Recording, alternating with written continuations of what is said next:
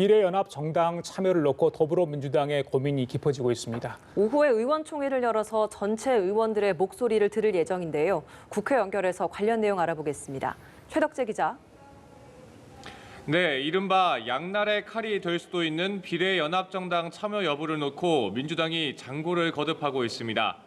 연합에 참여하면 원내 일당을 지키는 데 도움이 될 수 있지만 자칫 선거 유불리에 따라 꼼수를 부리는 것으로 비춰지면 중도층 표심이 등을 돌릴 수 있다는 우려도 있기 때문입니다. 이와 관련해 민주당은 오후 4시에 종료 시간을 정해놓지 않은 비공개 의원총회를 열고 전체 의원들의 의견을 취합할 방침입니다. 앞서 당은 연합 참여 여부를 당원 투표에 붙이기로 했지만 어제 최고위에서 서른, 김혜영, 이수진 등 최고위원들이 반대하면서 좀 더 폭넓은 논의가 필요하다는 판단이 내려진 것으로 보입니다. 오늘 총회에서 당원 투표 결정 등이 내려지면 최고위 의결을 거쳐 확정되게 됩니다. 만약 투표가 진행된다면 다음 주 월요일까지는 선관위에 비례대표 후보 선출 절차 서류를 내야 하기 때문에 모레부터 하루나 이틀 정도 권리당원을 대상으로 하는 방안이 유력합니다. 한편 당 비례대표 공천관리위원회는 오늘부터 이틀간 비례대표 후보 선출을 위한 투표를 시작합니다. 만약 비례연합정당에 참여하기로 하면 자체 비례대표 후보를 내지 않기 때문에 비례대표 후보들은 비례연합정당으로 당적을 옮겨야 합니다.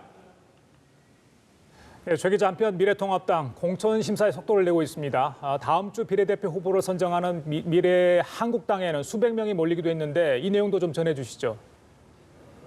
네, 그렇습니다. 미래통합당 공천관리위원회는 오늘 서울, 강남병 등 수도권과 강원, 강릉에 대한 공천 심사를 이어갈 전망입니다.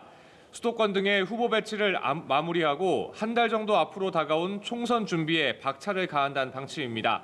또 후보난을 겪는 호남 지역과 아직 후보를 정하지 못한 제주 지역 등의 심사에도 속도를 낼 예정입니다.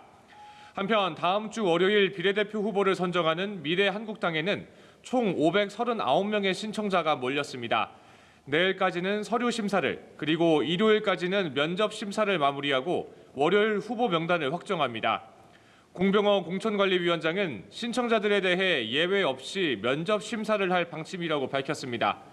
당원으로 구성된 선거인단이 공관위가 결정한 비례대표 후보자 순번에 대해 찬반 투표를 하고 추인된 명단은 미래한국당 최고위원회의 의결을 거쳐 확정됩니다. 주요 후보 신청자 중에는 박근혜 전 대통령의 최측근으로 알려진 유영하 변호사, 윤봉길 의사의 장손녀인 윤주경 전 독립기념관장이 포함된 것으로 알려졌습니다. 지금까지 국회에서 전해드렸습니다.